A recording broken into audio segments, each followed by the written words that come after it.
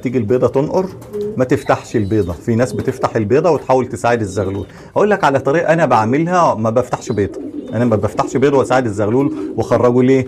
ممكن اجي افتح الاقي دم، يكون انا حسبت غلط، الحمامه ما رقدتش على طول في نفس الوقت. في حمامه ممكن تقعد يومين وبعدين ترقد فبتتاخر فأس البيضه، او في حمامه بترقد على طول. فالموضوع ده بيختلف. ممكن البيضه تفضل نقره مكسوره كده يومين ثلاثه، فاجي افتح الاقيها نزلت دم، يبقى انا اتسببت في موت الزغلول. طب امال اعمل ايه لما الاقيها نقره؟ انا بطلع مرتين في اليوم، فبجيب بخاخه زي كده اقوم رشيشها شويه ميه كده بس، واقوم حاططها تاني للحمامه ترقد عليها. بس ده اللي انا بعمله مرتين في اليوم اهوت كده، حتى لو قعدت تنقر 3 ايام لحد ما تفقس، واقوم حاططها تاني للاهالي. او ما فيش عندك بخاخه، بلها في شويه ميه عادي، طيب في كوبايه ميه وطلعها بسرعه، واقوم حاططها تاني للاهالي. ما تخافش عليها، مش هتبوظ ولا هيجرى لها حاجه. انا بعمل كده. ده بيعمل ايه؟ ان انت